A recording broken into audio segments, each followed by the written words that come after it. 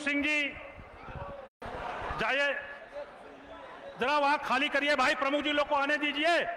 जो लोग स्वागत कर रहे हैं कृपया वहां से हटते रहे। स्वागत करने के बाद वहां से, आज हिंदी दिवस है, रसमती देकर के मृत्युंजय दीपू जी बुक दीजिए, बुक दीजिए मृत्युंजय जी, कहाँ रखे हैं? सभी प्रमुख लोग माननीय रक्षा मंत्री जी का अभिनंदन स्वागत करें एक माला के साथ।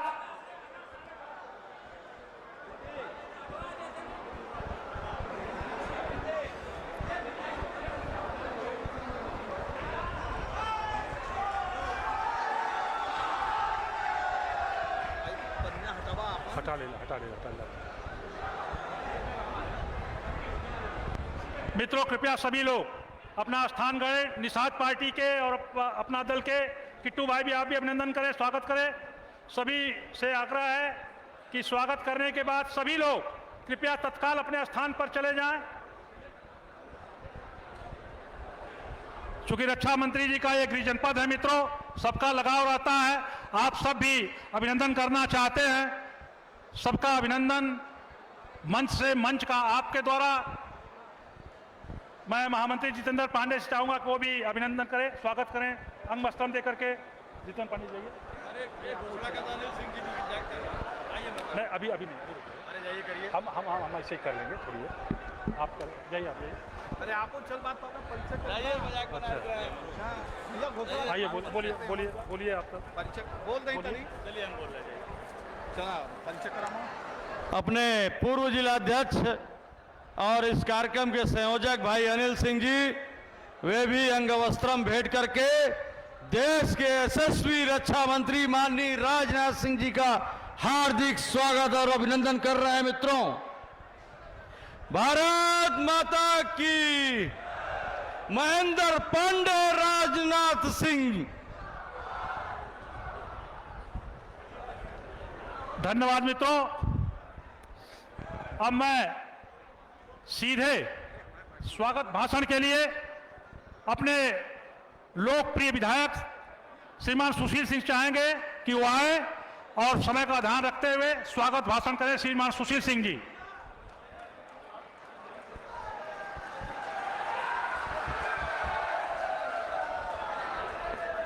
क्या भाई थक गए हैं क्या?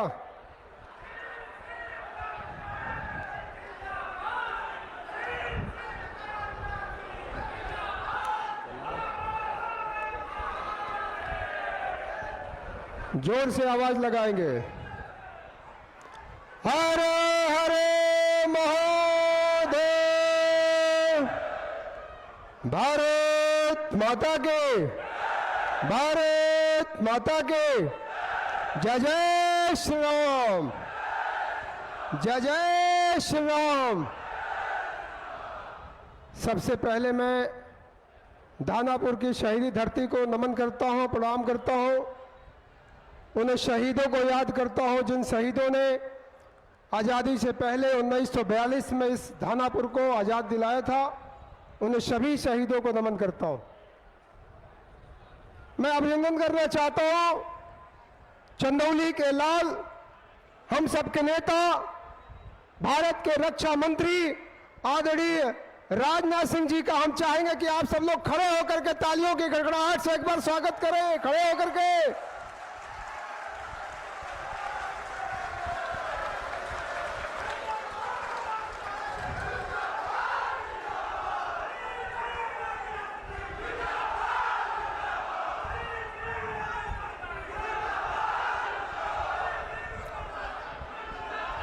मंच पे हम सबके लोकप्रिय सांसद, भारतीय जनता पार्टी के प्रत्याशी आदरणीय महेंद्र पांडे जी, मंच पे हमारी राज्यसभा सांसद दर्शना सिंह जी, राज्यसभा सांसद साधना सिंह जी, हमारे विधायक रमेश जायसवाल जी, विधायक त्रिभुवन राम जी, हमारे जिला अध्यक्ष काशीनाथ सिंह जी, हमारे सदस्य विधान परिषद विनीत सिंह जी, हमारे लोकसभा के प्रभारी ओमकार केसरी जी, हमारे पूर्व अध्यक्ष अभिमन्यु सिंह जी, पूर्व अध्यक्ष राणा सिंह जी, पूर्व अध्यक्ष शमशेर सिंह जी, हमारे जनपद के प्रभारी अनामिका चौधरी जी, हमारे ब्लॉक प्रमुख भाई अजय सिंह जी, अवधेश सिंह जी, महेंद्र सिंह जी, संजय सिंह जी, हमारे ब्लॉक प्रमुख अरुण जायसवाल जी, हमारे विधानसभा के संयोजक नरेंद्र कुशवाहा जी, भाई सूर्यमुनि तिवारी जी, हमारे हृदय तिवारी जी, और हमारे सदस्य जिला पंचायत भाई मृत्युंजय सिंह दीपू जी, हमारे मित्र भाई सुशील सिंह जी, इंदर सिंह जी, और हमारे चेयरमैन नगर पंचायत के प्रतिनिधि टुनू मधेशिया जी, और समस्त आई हुई सभी अपनी सम्मानित जनता का, आपका भाई, आपका बेटा, आप सबको प्रणाम करना चाहता है। आज बड़े सौभाग्य का विषय कि हम सबके इस शहीदी धरती पर, जो 2017 में आप लोगों को याद होगा कि जब विधानसभा का चुनाव चल रहा था तो हम सबके नेता आदरणीय राजनाथ सिंह जी हमें आशीर्वाद देने आप सबके बीच में आए थे। आज 7 साल के बाद हमारी धरती पर आपने फिर आकर के आपसे आशीर्वाद लेने के लिए महेंद्र नाथ पांडे जी के लिए अपील करने के लिए आए। महेंद्र नाथ पांडे जी के बारे में हमें लगता है कि आप सबको बताने की जरूरत नहीं है। मैं बताना चाहता हूं कि 10 साल के इतिहास में, 10 साल में जो हमारे सांसद जी ने काम करके दिखाया है, मैं लगातार आप सब लोगों की सेवा 20 साल से कर रहा हूं, आप सबके बीच में हूं। लेकिन जब मैं पहली बार आया था तो मैंने पंडित कमलापति त्रिपाठी जी के बारे में सुना था कि पंडित जी ने बहुत विकास किए हैं। लेकिन मैं बड़े दावे के साथ कहना चाहता हूं, जो मेरा 20 साल का अनुभव है, कि अगर पंडित कमलापति त्रिपाठी जी के बाद अगर चंदौली के विकास की कड़ी को किसी ने बढ़ाने का काम किया है तो आदरणीय महेंद्र नाथ पांडे जी ने विकास की कड़ी को बढ़ाने का काम किया है। चाहे सड़कों की बात कर ले, चाहे बिजली की बात कर ले, चाहे पुल की बात कर ले, चाहे शिक्षा की बात कर ले, हर क्षेत्र में, चाहे सिंचाई की बात कर ले, हर क्षेत्र में विकास हुआ है। मुझे याद है इस शहीदी धरती के बारे में कोई बताने की जरूरत नहीं है। यहां के शहीदों के सम्मान में भी आपके बगल में एक स्टेडियम शहीद धीरज सिंह के नाम से बनने जा रहा है। आपके जनपद में धौरारा में एक स्टेडियम बनने जा रहा है 35 करोड़ की लागत से। बहुत बड़े बड़े काम अपने विधानसभा में हो रहे हैं। मेडिकल कॉलेज आपके आशीर्वाद से, हाईवे आपके सड़क मारूपुर से लेते हुए अपने चंदौली से लेकर 4 लेन सड़क बन रही है। पड़ाव से लेकर के अलीनगर तक 6 लेन सड़क बन रही है।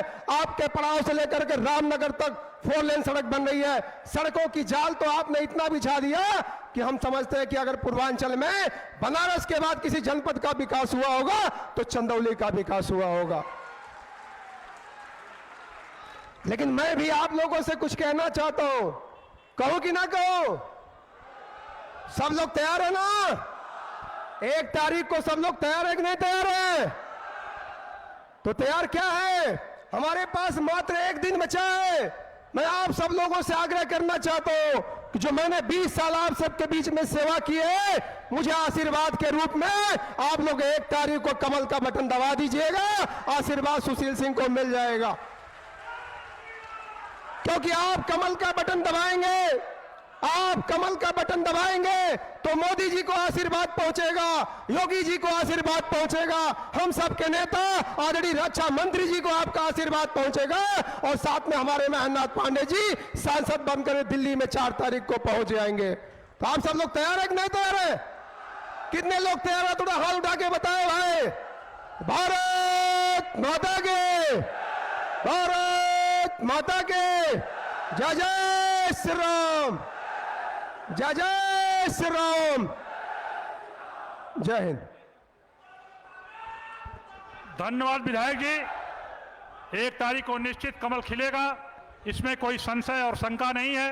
विकास किया है, विकास करेंगे। विकास पुरुष के नाम से डॉक्टर महेंद्र नाथ पांडे जी जाने जाते हैं, और पहला ऐसा जनप्रतिनिधि है जो अपने कामों का बुकलेट बना करके समाज में दिखाता है कि देखिए मैंने क्या किया है। ऐसे अपने यशस्वी लोकप्रिय सांसद डॉक्टर महेंद्र नाथ पांडे जी से चाहूंगा कि आएं और अपना स्वागत भाषण करें। डॉक्टर महेंद्र नाथ पांडे जी।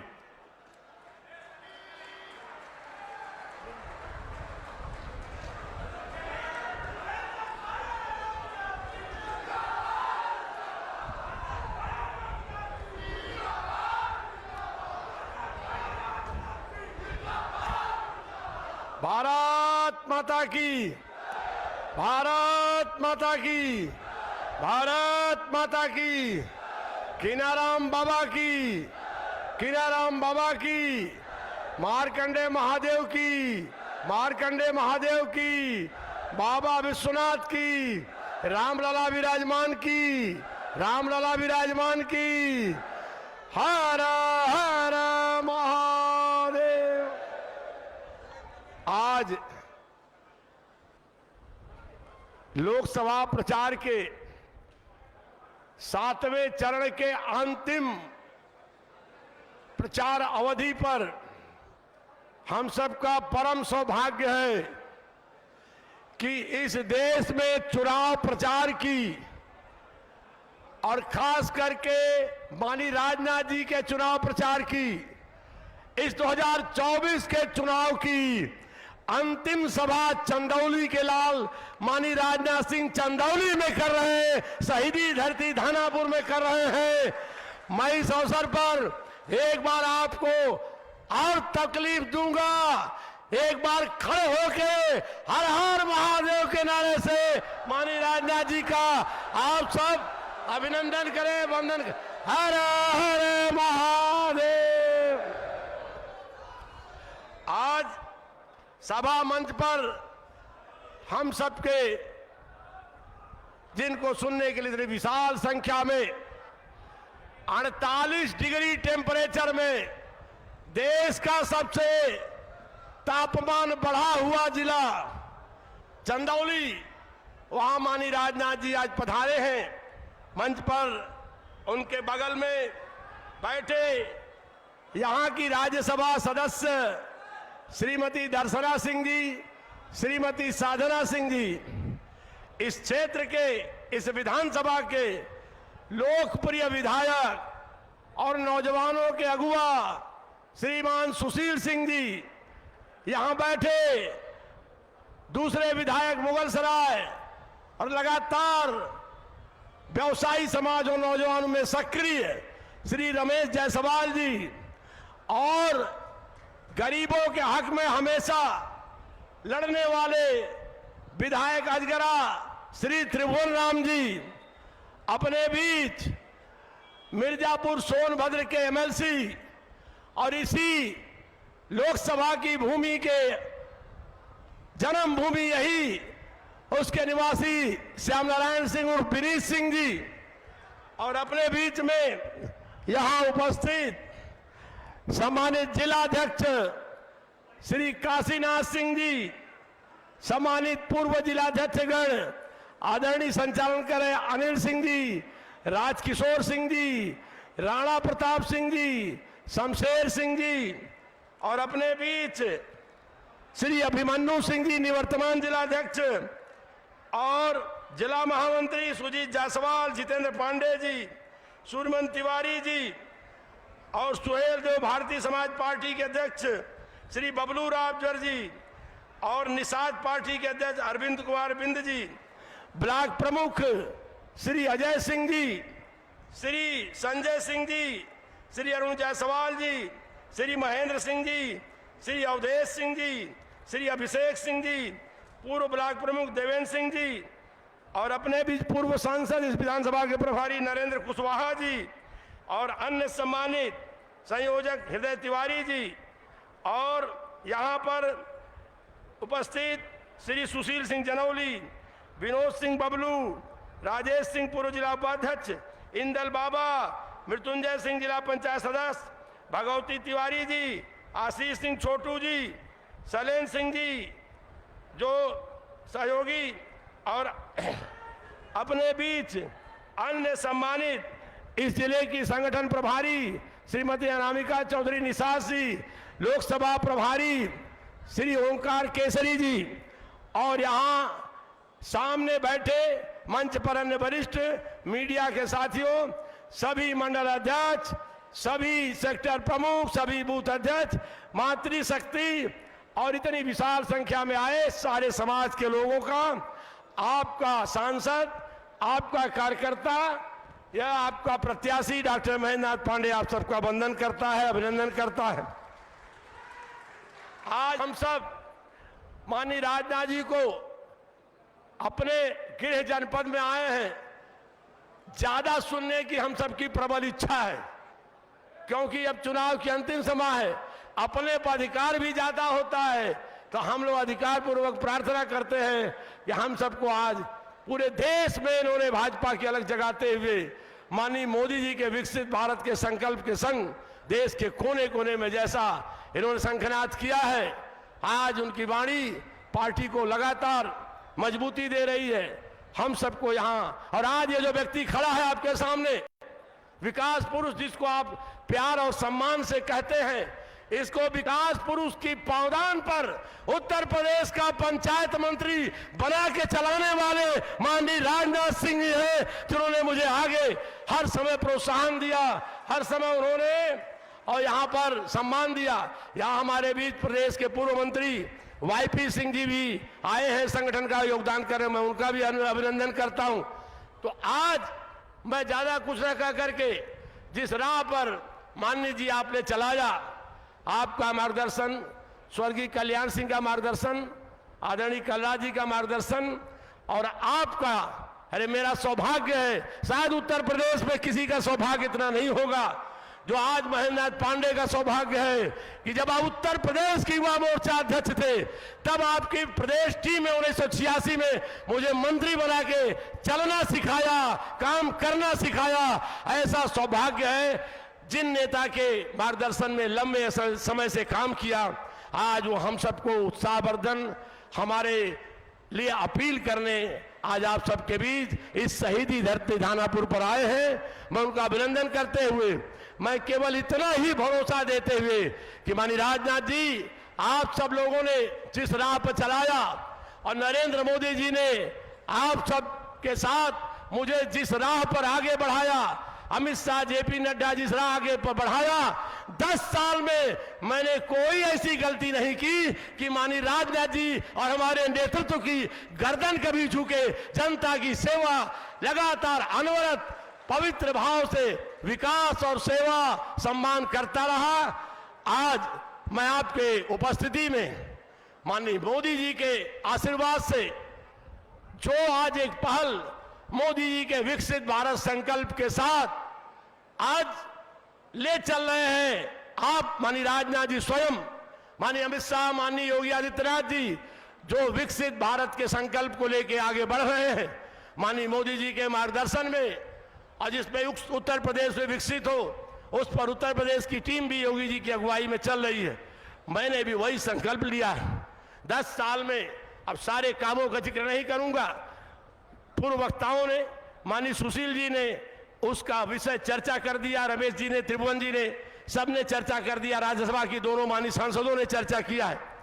आज उस विषय को इतना ही मैं भरोसा दूंगा कि आप सबकी मदद से, माननीय मोदी जी के आशीर्वाद से और माननीय योगी जी की, माननीय राजनाथ जी की और संपूर्ण नेतृत्व की मदद से इस विकसित भारत संकल्प में 100% देश में 5 सबसे विकसित ग्रामीण लोकसभा बनाने की गारंटी लेके यह कार्यकर्ता महेंद्रनाथ पांडे चल रहा है। उस राह पर जनता का आशीर्वाद मिलेगा। 4 जून को, 1 जून के आपके भारी मतदान, 4 जून को उसके आशीर्वाद पूर्ण के परिणाम, और 5 जून से मैं उस सेवा का काम अपने सारे साथियों, जनप्रतिनिधियों की टीम के साथ शुरू करूंगा। और मैं आज विश्वास व्यक्त करता हूं कि इतने उच्च तापमान में आप इतनी बड़ी संख्या में आए हैं, चारों तरफ यही संदेश देने की जरूरत है कि तापमान चाहे जैसा हो, चंदौली के मतदान का तापमान सबसे अधिक रहेगा। इस संकल्प के साथ 100% मतदान की तरफ बढ़ते हुए आप सम्मानित राजनाथ जी के विचारों से प्रेरणा लेकर के इस चंदौली को आगे बढ़ाने, शहीदी धरती को इस हिंदुस्तान का अग्रणी पार्लियामेंट बनाने में भूमिका अदा करेंगे। इतनी ही प्रार्थना करते हुए माननीय राजनाथ जी का एक बार पुनः संसदीय क्षेत्र चंदौली में, शहीदी धरती दानापुर में कोटि कोटि अभिनंदन है, वंदन है। भारत माता का, भारत माता की बहुत बहुत धन्यवाद। मंच और आप सबको आदरपूर्वक नमस्कार, प्रणाम। धन्यवाद डॉक्टर साहब। मित्रों, जिसको आप सुनने के लिए और देखने के लिए आए हैं, भारत की राजनीति में राजनीतिक तौर पर जितने पदों पर रहे हैं, जहां तक मुझे जानकारी है कि कोई भी ऐसा राजनेता नहीं है जो प्रदेश अध्यक्ष, मुख्यमंत्री, राष्ट्रीय अध्यक्ष और कैबिनेट मंत्री भारत सरकार में, वो भी महत्वपूर्ण गृह मंत्री, रक्षा मंत्री नहीं रहा है। मित्रों, आप वाणी की समरूपता के कारण सड़क से लेकर सदन तक और सदन से लेकर विश्व पटल तक जो इनके विश्वसनीयता का संकट था, उसमें विश्वास जागृत करने और पक्ष हो चाहे विपक्ष हो, सबको अपना लोहा मनवाने की क्षमता रखने वाले ऐसे माननीय रक्षा मंत्री जी का मैं आह्वान करता हूं कि अपनी बात रखें। लेकिन मित्रों, बात रखने के पहले मैं एक बताना चाहता हूं कि माननीय रक्षा मंत्री जी लगातार सभाएं कर रहे हैं। सभा करते समय सीढ़ी से थोड़ा पैर फिसलने के कारण पैर में मोच आने पर डॉक्टर ने उन्हें बैठ करके भाषण देने का सलाह दिया है। तो आप लोग की अनुमति है ना? तो जरा एक बार जोरदार तालियों से ताली बजाइए, अभिनंदन करिए और माननीय रक्षा मंत्री चाहे कहें अपना आशीर्वचन दे। माननीय रक्षा मंत्री जी।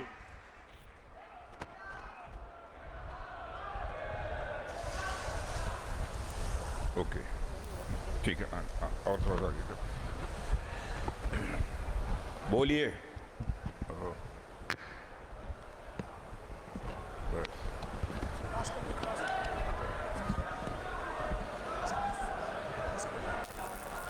ये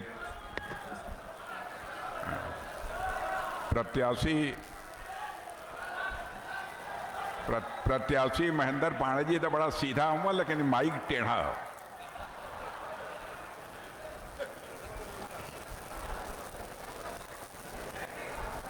मेरे सम्मानित बुजुर्गों, बहनों, भाइयों, सबसे पहले मैं बाबा कीनाराम जी की इस धरती को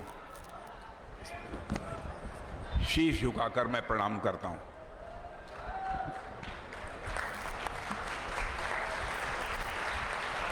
और मैं जानता हूं कि यह शहीदों की भी धरती है, और मैं सुशील सिंह को इसके लिए बधाई देना चाहता हूं कि यहां पर उन्होंने शहीद हीरा सिंह जी, महमूद सिंह जी और रघुनाथ सिंह जी, जिन्होंने भारत की आज़ादी के लिए अपनी शहादत दी थी, उनकी प्रतिमाएं यहां पर बनवा रखी हैं। इन शहीदों की स्मृति को भी मैं नमन करता हूं। हमारे यहां के प्रत्याशी डॉक्टर महेंद्र नाथ जी पांडे, श्री ओंकार केसरी जी, श्री सर्वेश कुशवाहा जी, श्रीमती दर्शना सिंह सांसद, श्रीमती साधना सिंह सांसद, श्री सुशील सिंह विधायक, श्री रमेश जायसवाल विधायक दीनदयाल नगर, श्री त्रिभुवन राम जी विधायक अजगरा, श्री विनीत सिंह विधान परिषद सदस्य, श्रीमती अनामिका चौधरी, श्री शमशेर सिंह जी, श्री राजकिशोर सिंह जी, श्री अनिल सिंह जी, श्री राणा प्रताप सिंह जी पूर्व जिलाध्यक्ष, श्री अभिमन्यु सिंह जी पूर्व जिलाध्यक्ष, श्री सुजीत जायसवाल, श्री अखिल पोद्दार जी, श्री जितेंद्र पांडे, श्री सूर्यमणि तिवारी जी, श्री बबलू राजभर, श्री अरविंद कुमार जी बिंद, श्री अजय सिंह जी ब्लॉक प्रमुख, श्री संजय सिंह जी ब्लॉक प्रमुख, श्री अरुण जायसवाल ब्लॉक प्रमुख, श्री महेंद्र सिंह ब्लॉक प्रमुख, श्री अवधेश सिंह जी ब्लॉक प्रमुख, श्री अभिषेक सिंह ब्लॉक प्रमुख, सारे भारतीय जनता पार्टी के ब्लॉक प्रमुख हैं। श्री हरेंद्र राय पूर्व प्रत्याशी विधानसभा, श्री विशाल मध्येशिया, श्री नरेंद्र जी कुशवाहा, श्री हृदय तिवारी जी, श्री सुशील सिंह जी जनौली, श्री राजेश सिंह, श्री इंदल बाबा जी, श्री मृत्युंजय जी, श्री भगवती जी, और यहाँ मौजूद मेरे सभी सम्मानित बुजुर्गों, नौजवान दोस्तों, सबसे पहले तो ये हमसे आयु में बड़ा हो वो कि हम शीश झुका के प्रणाम करते।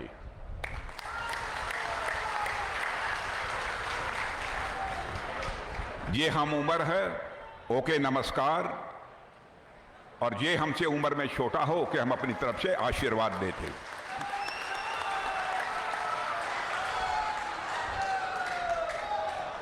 बहनों भाइयों, पिछले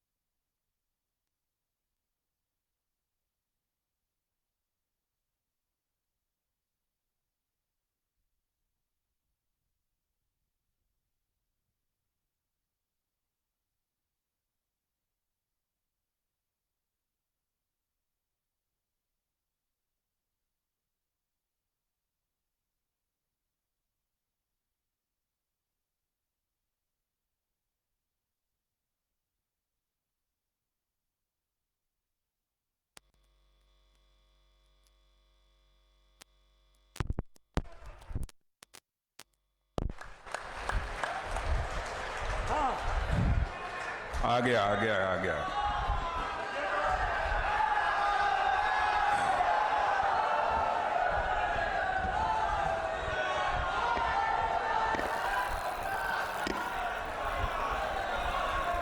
वैसे हर बार मैं डॉक्टर महेंद्रनाथ जी पांडे के लिए आया हूं,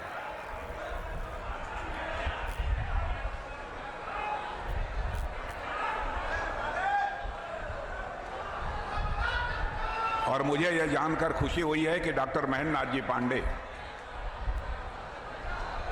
जैसा सुशील सिंह बतला रहे थे, यहां के विकास के लिए बहुत कुछ किया है। डॉक्टर महेंद्रनाथ पांडे को मैं आज से नहीं जानता। डॉक्टर महेंद्रनाथ, अरे भाई आप हट जाओ वहां से, आप लोग हट जाओ, देख रहे हो पब्लिक जब कह रही है पब्लिक की बात नहीं मानते।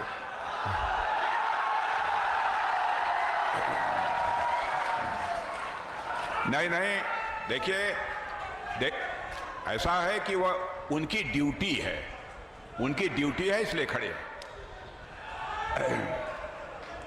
पुलिस के ऊपर सुरक्षा की जिम्मेदारी होती है, बहुत कठिन ड्यूटी होती है पुलिस की भी, इसलिए इस तरीके से नहीं करना चाहिए। मेरे बहनों भाइयों, डॉक्टर महेंद्रनाथ जी पांडे का जब भी चुनाव हुआ है मैं आप सबके बीच आया। मैं जानता हूं कि मुझसे बेहतर आप डॉक्टर महेंद्रनाथ जी पांडे को जानते हैं।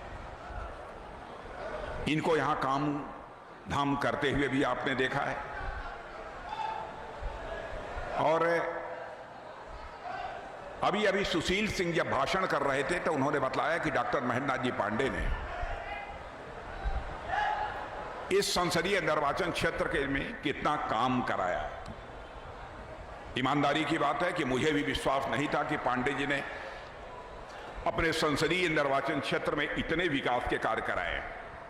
अब आप ये कहेंगे कि आपको क्यों नहीं विश्वास था? क्योंकि जब मैं यहां का मुख्यमंत्री था उस समय भी पांडे जी हमारे मंत्रिमंडल में थे। सीधे साधे जो काम इनके लिए तय कर दिया, केवल उस काम को पूरा करने में लगे रहने वाले एक ऐसे इंसान के रूप में डॉक्टर महेंद्रनाथ जी पांडे को देखा है।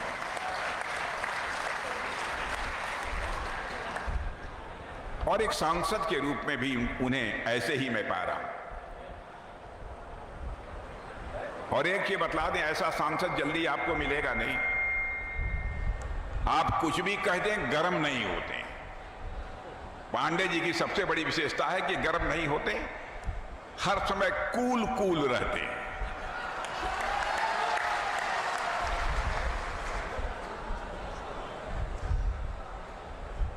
हमसे कुछ लोग मिले थे, कह रहे थे भैया सब तो ठीक है, लेकिन पांडे जी का एक आदत बड़ा खराब बा। हम कल कौन आदत खराब है भाई? हम तो इतना दिन से जानत थे उनके अंदर हमके खराबी तो कोनो नहीं दिखाई दे। कहे भैया शादी ब्याह होला सवेरे 4 बजे पहुंचे।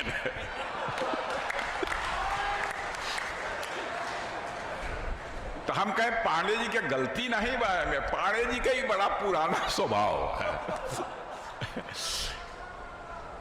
लेकिन पहुंची है जरूर, रही है तब। मान ला कि यदि कोनो सरकारी काम बा, मंत्रिमंडल का बैठक बा, इतना रह लेना, हम तो अपने संसदीय निर्वाचन क्षेत्र में 2 महीना में 1 दिन रही। अब तो हम लोगों के लगत हुई कि हर समय इनकी हाजिरी बजावे की चाहिए। देखा, ये भारत सरकार में मंत्री होकर लिए संभव नहीं है। या चाहत होगा कि ना एकदम बिल्कुल बुद्धू मंत्री बन के बैठी है तो बात अलग का। काम बहुत किया है। और एक चीज बता दें, निहायत सज्जन आदमी। मुझसे कोई यह कहने वाला नहीं मिला कि मैं पांडे जी के यहां गया था और पांडे जी ने हमारे प्रति नाराजगी व्यक्त की, हमको डांट कर उन्होंने निकाल दिया। मैं ऐसे ऐसे सांसदों को जानता हूं बहनों भाइयों, जो भी उनके क्षेत्र का कोई व्यक्ति टेढ़ा बोलता है तो सीधे बोल देते हैं गेट आउट। लेकिन पांडे जी का ऐसा स्वभाव नहीं है। विनम्रता शालीनता की पराकाष्ठा है, और व्यक्ति को बड़े पद पर रहने के बावजूद उसके अंदर विनम्रता और शालीनता यदि रहती है बहनों भाइयों, तो यह मानना चाहिए कि उसके ऊपर परमात्मा की कृपा है। और मैं जानता हूं एक बार पूजा पर बैठ जाएंगे तो घंटी बजाते रहेंगे घंटे में, चाहे बादल फाट पड़े पांडे जी उठने वाले नहीं है। तो हूं चल जावा दरवाजे पर, जब तक पूजा न खत्म हुई इनकर घंटी बजते रहे। तो इनका स्वभाव है, तो ऐसा सीधा आदमी उसे कोई नाराज हो कह दे कि हम वोट न दे, भाई तो हमारे समझ के परे बात। यही से हम पांडे जी के लिए दिए। देखा इस संयोग का बात है कि हम लगभग पौने 2 महीना से लगातार तमिलनाडु से चलकर केरल ओरल होते हुए उड़ीसा सब करते हुए नॉर्थ ईस्ट करते हुए आज अंतिम सभा करने के लिए आप सबके सामने मौजूद हूं, अपने घर में मौजूद हूं, अपने परिवार के लोगों के बीच मौजूद हूं।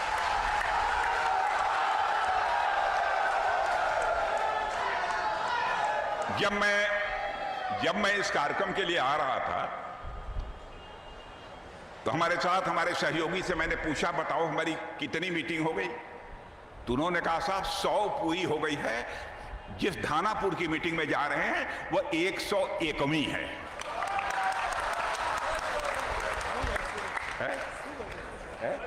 वही मैं कह रहा हूं। मैंने कहा बाहरे पांडे जी, मुझे लगता है कि पांडे जी के पूजा का असर है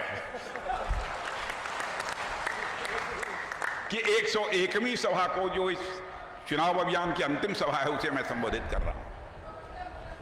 और बहनों भाइयों, पांडे जी का प्रश्न तो अलग है। मैं समझता हूं आप हो अथवा हम हो, सबकी ख्वाहिश सही होगी भारत का मस्तक सारी दुनिया में ऊंचा रहना चाहिए।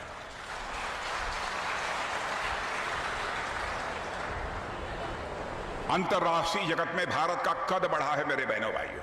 25 वर्षों से दुनिया के दूसरे देशों में अंतर्राष्ट्रीय मंचों पर, कई अंतर्राष्ट्रीय मंचों पर मैं अपने विचार व्यक्त कर चुका हूं। संयुक्त राष्ट्र संघ में भी मुझे बोलने का अवसर प्राप्त हुआ है। पहले मैं ये देखता था भारत का कोई प्रतिनिधि बोलता था तो दुनिया के अन्य देशों के बहुत सारे प्रतिनिधि चाय पीने के लिए बाहर चले जाते थे।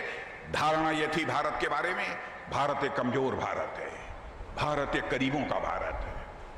लेकिन आज आपको जानकर खुशी होगी, आज अंतर्राष्ट्रीय मंचों पर भारत कुछ बोलता है। बहनों भाइयों, चीन हो अथवा अमेरिका हो, उसके साथ सारी दुनिया भारत की बातों को कान खोलकर सुनती है कि भारत बोल क्या रहा है। यह दुनिया में भारत की हैसियत बनी। यह कोई छोटी बात नहीं है। भारत को लोग कहते थे भारत गरीबों का देश है। बहनों भाइयों, 25 वर्षों में 25 करोड़ लोग, 10 वर्षों के अंदर 25 करोड़ लोगों को गरीबी रेखा से बाहर करने में हमारे प्रधानमंत्री ने कामयाबी हासिल की। मेरा आंकड़ा नहीं है, नीति आयोग का आंकड़ा है। और इसकी पुष्टि दुनिया के दूसरे देशों के अर्थशास्त्री भी कर रहे हैं। जो हमारा भारत आज के 10 वर्षों पहले धन दौलत के मामले में दुनिया के देशों में 11वें स्थान पर खड़ा था, बहनों भाइयों आपको जानकर खुशी होगी 8 वर्षों के अंदर ही हमारा भारत जो धन दौलत के मामले में दुनिया के देशों में 11वें स्थान पर आता था, 140 करोड़ की जनसंख्या होने के बावजूद आज वो हमारा भारत 11वें स्थान से जंप लेकर 5वें स्थान पर पहुंच गया है। सारी दुनिया की फाइनेंशियल फर्म्स, सारी दुनिया की जो हमारी अंतर्राष्ट्रीय संस्थाएं हैं, अब वो कह रही हैं कि दुनिया में सर्वाधिक तेजी से आगे बढ़ने वाली अर्थव्यवस्था किसी देश की है तो हमारे आपके देश इस भारत की है। और लोगों का मानना है कि भारत यदि ऐसे ही आगे बढ़ता रहा, आज के 2.5-3 साल के बाद बहनों भाइयों फिर से मैं मिलूंगा, क्योंकि मैं आज तक जिंदगी में झूठ बोलकर कभी राजनीति नहीं की है। फिर मिलूंगा और मैं आपको बतला दूंगा 2027 में आपका हमारा यह भारत धन दौलत के मामले में दुनिया के देशों में 3रे स्थान पर आकर खड़ा हो जाए। 2047 तक भारत को विकसित भारत बनाने का संकल्प है हमारे प्रधानमंत्री का। कुछ अर्थशास्त्रियों से मैं बात कर रहा था, कि यानी दुनिया की सबसे तेजी से आगे बढ़ने वाली अर्थव्यवस्था यदि हमारे भारत की हो गई है, यह बताओ अमेरिका चाइना से भी धनवान भारत हमारा कब हो जाएगा? उन्होंने कहा साहब जिस तरीके से आप लोग भूत की तरह काम कर रहे हैं, ऐसे ही काम करते रहे, ऐसे ही यदि सरकार चलती रही तो मान कर चलिए वो तो बहुत और कुछ 2047 से थोड़ा सा आगे गए थे, लेकिन उनका कहना था ज्यादा से ज्यादा हुआ तो 2060 नहीं तो 2065 2070 तक दुनिया का सबसे धनवान देश यदि कोई होगा तो भारत। यह भारत की ताकत है, यह कोई छोटी मोटी ताकत नहीं है। कोरोना का संकट था, सारा विश्व कोरोना से प्रभावित था। यहां पर कोरोना का जो टीका आपको लगा है, वैक्सीन, भारत में नहीं बनती थी। 140 करोड़ की जनसंख्या भारत की है, कोरोना का टीका नहीं बनता था। प्रधानमंत्री ने चटपट रात को वैज्ञानिकों के साथ बैठक की और बहनों भाइयों वैज्ञानिकों की पीठ थपथपाई और कहा मेरे बहादुर वैज्ञानिकों जितना पैसा लगेगा मैं लगाने के लिए तैयार हूं, जल्दी से जल्दी कोरोना का वैक्सीन तैयार करो, यानी टीका तैयार करो। बहनों भाइयों हमारे वैज्ञानिकों ने कमाल कर लिया। हौसला अफजाई करने का क्या असर होता है देखा जा सकता है। आपको आश्चर्य होगा कि हमारे वैज्ञानिकों ने इतनी वैक्सीन तैयार की, इतना टीका तैयार किया। भारत दुनिया का अकेला देश है, यहां के 140 करोड़ लोगों को कम से कम कोरोना का 2 टीका जरूर लगा होगा, नहीं तो कुछ लोगों को 3 टीका लगा। आप जिस अमेरिका को धनवान देश मानते हैं, वहां सभी जनसंख्या जितनी भी है सबको 2 टीका 3 टीका नहीं लगा है। हमारी जनसंख्या तो 140 करोड़ की है, उनकी तो 30-32 करोड़ की है। उनके यहां नहीं लग पाया, हमारे यहां लगा। और इतना ही नहीं किया, मेरे बहनों भाइयों, दुनिया के 100 से अधिक देशों को हम लोगों ने कोरोना का वैक्सीन मुहैया कराया। क्या था भारत, अब क्या हो गया है भारत, इसकी आप कल्पना नहीं कर सकते। पहले देखा होगा कांग्रेस की हुकूमत थी, आए दिन आतंकवादी घटनाएं हुआ करती थी। अब मैं कह सकता हूं कि देश की किसी भी राज्य में कोई आतंकवादी घटना नहीं होती है। ज्यादा से ज्यादा कश्मीर में महीने में 1.5 महीने में एक छोटी मोटी कोई आतंकवादी की घटना हो जाती है। क्यों ऐसा है? इसलिए हमारा पड़ोसी पाकिस्तान भी समझ गया है भारत अब पहले वाला भारत नहीं है, भारत अब कमजोर भारत नहीं है।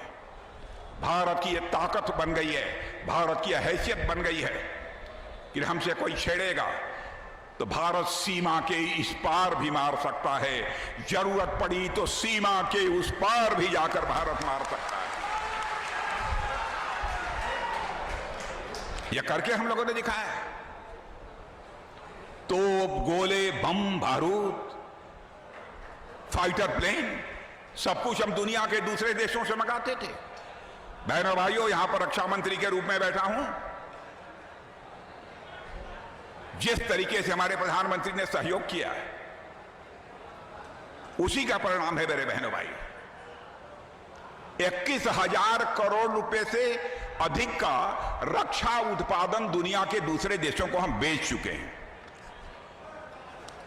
21,000। जानते हैं 2014 के पहले कांग्रेस की सरकार थी, 600 करोड़ रुपया का होता था नट बोल्ट। अब तो हम ब्रह्मोस मिसाइल भी दुनिया के दूसरे देशों को बेच रहे हैं। हम फाइटर प्लेन भी दुनिया के दूसरे देशों को बेच रहे हैं। यह है हमारा भारत। लेकिन ये इंडी अलायंस, भैया बैठ जाओ, बाद में दिखाना, बैठ जाओ। यह इंडी अलायंस जो है, जिसमें कांग्रेस है, लोकदल है, ये क्या क्या है सब, ये कौन सा है, ये समाजवादी पार्टी और बहुत सारे दल हैं इधर उधर। इंडी अलायंस, आप ये मान लीजिए इंडी अलायंस ये भारत को तोड़ने वाला अलायंस है। बहनों भाइयों, ये झूठ बोलकर राजनीति करते हैं। मैं प्रेस के दोस्तों से भी कहूंगा, जो भी मैं बातें कह रहा हूं, हमारी एक बात भी गलत हो, आप अपने टेलीविजन के चैनल पर चला देना, अखबारों में लिख देना, हमारी गलती होगी तो मैं उसे स्वीकार कर लूंगा, क्षमा मांग लूंगा। क्योंकि आज तक जिंदगी में मैंने जनता की आंखों में धूल झोंक कर कभी राजनीति नहीं की है, बल्कि जनता की आंखों में आंख डालकर राजनीति की है। ये कहते क्या हैं? मोदी जी यदि फिर से तीसरी बार प्रधानमंत्री बन गए तो भारत के संविधान को पूरी तरह से बदल देंगे। बहनों भाइयों, मैं आपको याद दिलाना चाहता हूं, संविधान में कई बार संशोधन करने का काम कांग्रेस की हुकूमत ने किया। ठीक है, छोटे मोटे संविधान में संशोधन होते रहते हैं, इसमें हमको कोई आपत्ति नहीं है, लेकिन संविधान के निर्माताओं ने जो सर्वसम्मत यह कहा था, संविधान में थोड़े मोड़े संशोधन समय समय पर करने की आवश्यकता होती है, संसद कर सकती है, लेकिन इस बात का ध्यान रखा जाना चाहिए कि संविधान की जो प्रस्तावना है, संविधान का जो प्रियम्बल है, उसके साथ किसी भी सूरत में छेड़छाड़ नहीं की जानी चाहिए। लेकिन बहनों भाइयों, इमरजेंसी लगाकर इस देश पर श्रीमती इंदिरा गांधी ने, संविधान बनाने वाले जो संविधान सभा के हमारे सम्मानित सदस्य थे, उनकी इच्छाओं का अनादर करते हुए भारत के संविधान के प्रस्तावना में भी परिवर्तन कर डाला। अब वो हमारे ऊपर आरोप लगाते हैं कि हम लोग संविधान का परिवर्तन करेंगे। बहनों भाइयों, आपको यकीन दिलाना चाहता हूं, हम जो कुछ भी करेंगे भारत के लोकतंत्र को मजबूती प्रदान करने के लिए करेंगे। भारत के लोकतंत्र को, भारत की जनता को हम किसी भी सूरत में कमजोर नहीं होने देंगे। क्या तमाशा कर रहे हैं लोग? इमरजेंसी लगाई इन्होंने। भाई, ये चुनाव आपकी इलेक्शन पिटीशन थी, इंदिरा जी कोर्ट में हार गई, आप कोर्ट में हार गई तो देश में इमरजेंसी लगा दिया, लोकतंत्र का गला घोंट दिया, लाखों की संख्या में लोगों को जेल के शिक्षों के पीछे डाल दिया। क्या यह अपराध छोटा है? और बहनों भाइयों, मैं तो 24 साल की उम्र का था, 18 महीने मैं भी जेल में रहा हूं, 2-2.5 महीने मैं मिर्जापुर में तन्हाई में रहा हूं, 16 महीने मैं सेंट्रल जेल नैनी में रहा हूं। मेरी मां की मृत्यु हो गई थी, पेरोल लोग मांगते रहे, मैंने कहा मत मांगो पेरोल, लेकिन फिर भी लोगों ने पेरोल मांगा। इस कांग्रेस की सरकार ने अंतिम संस्कार में शामिल होने के लिए भी पेरोल नहीं दिया, और वह इस देश पर तानाशाही थोपने की बात करते हैं, झूठ बोलते हैं। बहनों भाइयों, इस प्रकार का झूठ बोलने वाले लोगों को सबक सिखाया जाना चाहिए। मैं चंदौली की जनता से कहने आया,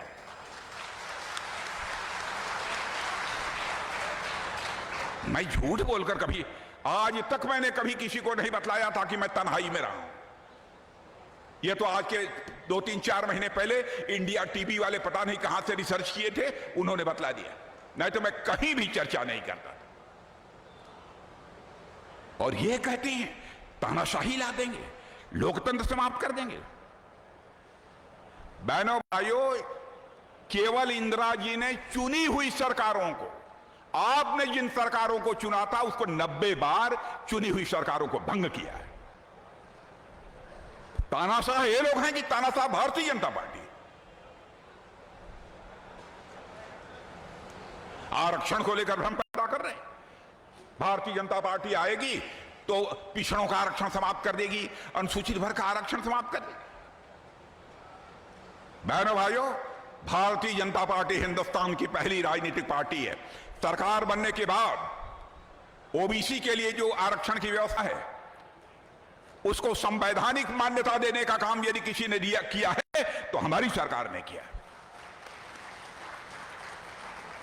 अनुसूचित वर्ग का, मैं अनुसूचित वर्ग और पिछड़े वर्ग के लोगों को आगाह करना चाहता हूं, ये इंडिया अलायंस वाले आपने देखा होगा धर्म के आधार पर आरक्षण देना चाहते हैं। पूरे मुस्लिम समुदाय को आरक्षण दे दो, जो धनवान है उसको भी आरक्षण दे दो। मुस्लिम समुदाय में जो गरीब हैं उनको तो ऑलरेडी आरक्षण मिला हुआ है, लेकिन जो वोट लेने के चक्कर में उनका तुष्टीकरण कर रहे हैं, इतना झूठ, आरक्षण को लेकर भ्रम पैदा कर रहे हैं। बहनों भाइयों, सबक सिखाना है, बहुत हो गया। भारत के बारे में सारी दुनिया तारीफ कर रही है। एक यहां पढ़े लिखे बहुत लोग हैं। अभी आपने महीने भर पहले देखा होगा, अमेरिका दुनिया का सबसे ताकतवर देश है, वहां के एम्बेसडर, वहां के राजदूत एक मीटिंग में बोलते हुए उन्होंने कहा था, मैं अंग्रेजी में बतलाऊंगा, उसका हिंदी भी आपको बताऊंगा। If you want to see the future come to India, यदि भविष्य देखना चाहते हो तो तुम भारत आओ।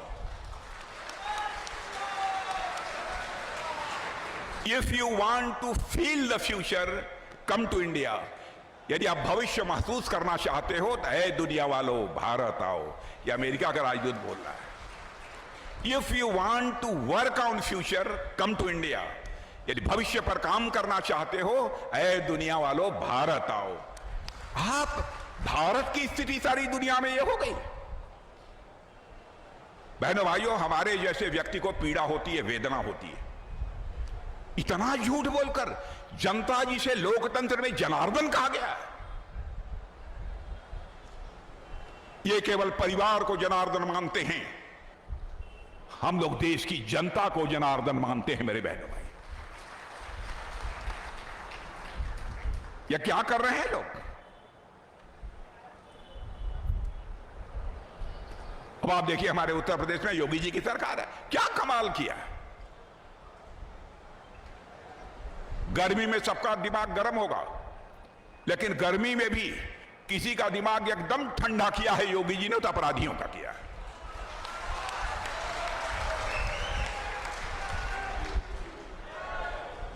शिमला की तरह ठंड, शिमला में जितनी ठंड है उससे भी ज्यादा ठंडा कर दिया।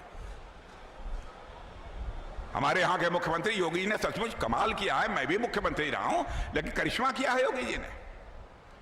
जितने गुंडे बदमाश शरारती ने सबको योगासन करा दिया, शीर्षासन करा दिया, शवासन करा दिया।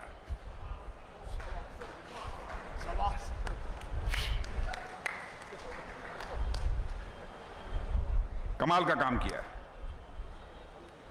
अच्छा ये बतला वजह तो उनके मुफ्त राशन वासन मिला था कि नहीं?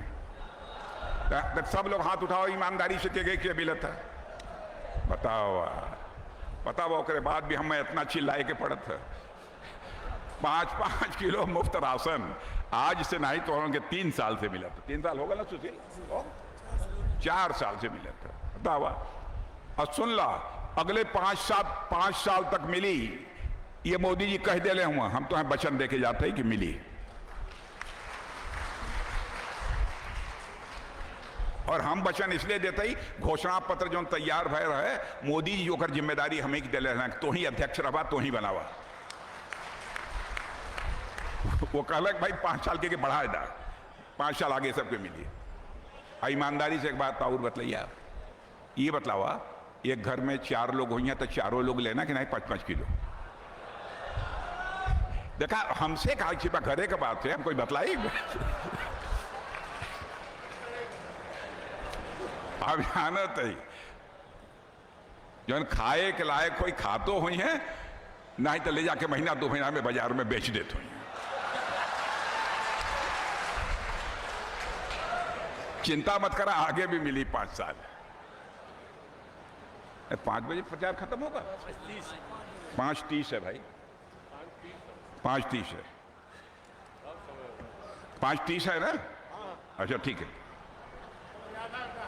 अच्छा ये बतलावा, आयुष्मान भारत कार्ड कितना लोगों के पास है? अरे बाप रे, बहुत लोगों के पास है। तो एक बार हम सुन लिया, चाहे कोई कौने जाति को हुई, ठाकुर हुई, बामन हुई, यादव हुई, अनुसूचित वर्ग को हुई, कोई पिछड़ा वर्ग का, कौनो वर्ग का कोई हुई, चाहे ओकर आमदनी लखपति हो, चाहे करोड़पति हो, चाहे अरबपति, यदि ओकरे घर में कोई ऐसन बा बुजुर्ग जे 70 साल का बा, 6 बजे तक है, कोई बात नहीं, ओकर अवधि ऐसन बा, ओकर आयु, तोरे घर में कोई का उम्र यदि 70 साल से ऊपर है, दादा हुई हैं, दादी हुई हैं, बाबा हुई हैं, आजी हुई हैं, माई हुई हैं, बाबू हुई हैं, जे भी हुई हैं, सब लोग मान लिया कि यही जून में ही हम समझत है।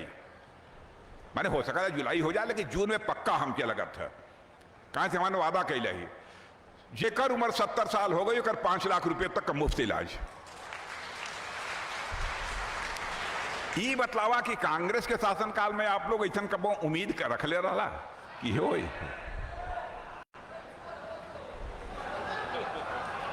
औरत हाँ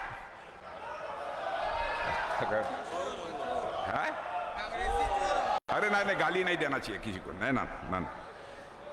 बतावा ये हाल है। और एक चीज आओ सुन लिया, पीएम सूर्य घर बनाया जाएगा। तो के पक्का छत सबके पास था ना, छोट केहू का बड़, यह हो ना, सबके घर पर सोलर पैनल लगी। और में पहले गरीबों का वहीं से शुरू करेंगे, आगे बढ़ते जाएंगे। पहले गरीबों से शुरू करेंगे तो उसमें 75,000 रुपया सरकार देगी कि तू सोलर पैनल लगवावा। सोलर पैनल लगवाया कि तू बिजली पैदा करवा, अपने घर में रोशनी पैदा करवा, जौन तुहार बिजली बच जाई सरकारों के खरीद ले। ये ठीक है ना?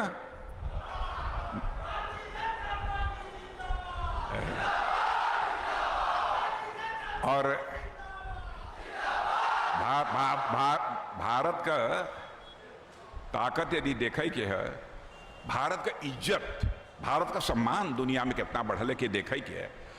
रूस और यूक्रेन का लड़ाई चलत है 2 साल से अधिक हो गए, मालूम बा ना आप लोगों के? बराबर रूस की तरफ से बम, तोप, गोले, मिसाइल सब कुछ चल रही है, और उधर यूक्रेन की तरफ से भी चल रही है। भारत के लगभग 30-32 हजार बच्चे, कोई वहां मेडिकल की पढ़ाई कर रहा है, कोई इंजीनियरिंग के कर रहा है, कोई मैनेजमेंट का कोर्स कर रहा है। उनके माता पिता भारत में जो रहते थे बहुत चिंतित हुए कि कहीं ऐसा न हो कि यूक्रेन से चलने वाली मिसाइल, बम, तोप, गोले हमारे बच्चे यहां रहते हैं वहां गिर गई, तब तो हमारे बच्चों की जिंदगी चली जाएगी। उनके माता पिता आंखों में आंसू लेकर प्रधानमंत्री जी से मिले।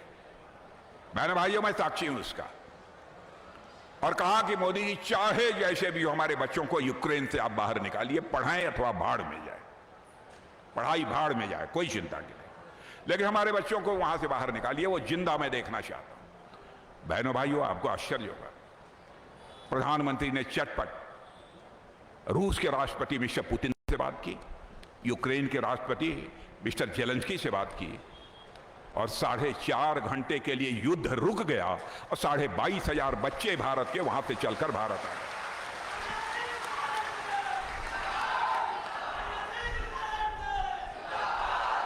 यह हैसियत है भारत की। घर जइया जाता, घर में घरवाली पूछ सके लेकिन तो इतना देरी तक का करता ला बाहर, तो जाके घरवाली के, हाँ माताएं बहनें कुछ हैं यहाँ बैठी हैं, कुछ बैठी हैं, ज्यादा नहीं है, जाके बतला दिया तू काहे की चिंता करत हो, हम राजनीति करीला, लेकिन अगले 5 साल में मोदी जी ऐसा कानून बनाए दिले हुए कि संसद में जितना संसद सदस्य बैठी हैं उनमें से 33%, 1/3 महिला लोग रही हैं। विधानसभा में भी 1/3 लोग महिला लोग रही हैं। तो मैं समझता हूं घर वाली यदि नाराज भी हुई हैं तो एक बार मिठाई पानी या कुछ गुड़ पानी लिया उनके दे दिए। ये हाल है भारत का।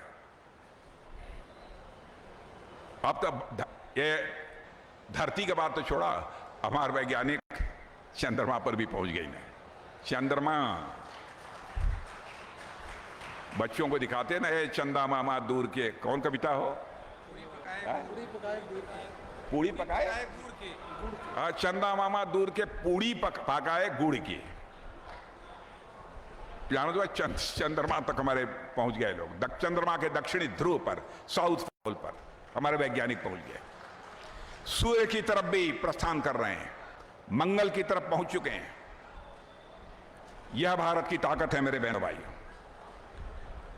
इसलिए मैं कहना चाहता हूं, अच्छा ये बतलाओ, तो के पास मोबाइल तो सबके पास हुई, पैसा वैसा निकाला ला या बैंक से कि नहीं मोबाइल से? आपको जानकर खुशी होगी मेरे बहने भाइयों, डिजिटल ट्रांजैक्शन दुनिया में जितना होता है उसका 46% डिजिटल ट्रांजैक्शन यदि कहीं होता है तो हमारे और आपके देश भारत में होता है। यह है भारत की ताकत। इंटरनेट की सबसे सस्ती सुविधा यदि कहीं पर उपलब्ध है तो भारत में है। अंतिम बात, पीओके जानते हैं ना? पीओके, हाँ, बहुत धीरे से बोल रहे हैं। नहीं, पीओके भारत का था, है और रहेगा।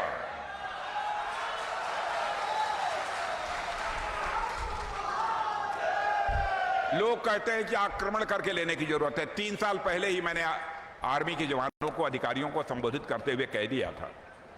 मैंने कहा था कि पीओके को लेने के लिए आक्रमण करने की अथवा धावा बोलने की कोई जरूरत नहीं होगी।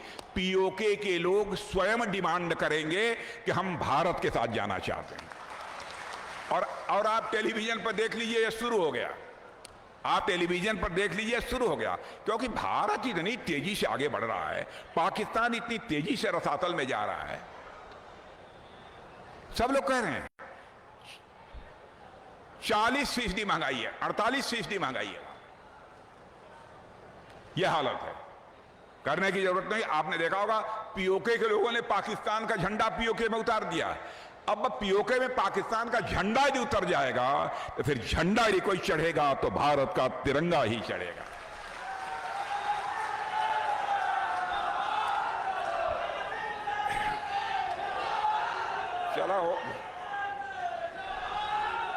चला अब चलिए, अब अंतिम सभा रहे।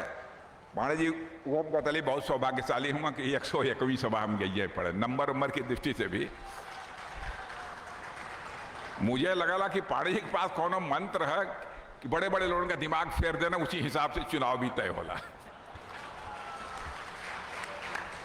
तो देखें, बहुत मुझे मालूम है कुछ इधर उधर की यदि कहीं पर कोई बात हो तो मैं आप घर का हूं, आपसे मैं निवेदन कर रहा हूं कि बिल्कुल मत सुनिए। देश का प्रश्न है, देश का प्रश्न है। किसी परिवार को बनाने का प्रश्न नहीं है, देश को बनाने का प्रश्न है। बोले मत देखिए, पांडे जी का चुनाव चिन्ह कमल का फूल है। कमल के फूल का बटन दबाइए और मोदी जी को तीसरी बार भारत का प्रधानमंत्री बनाइए। बोलिए भारत माता की जय। एक बार सभी बुजुर्गों को प्रणाम, हबुवर लोगों को नमस्कार, छोटों को आशीर्वाद।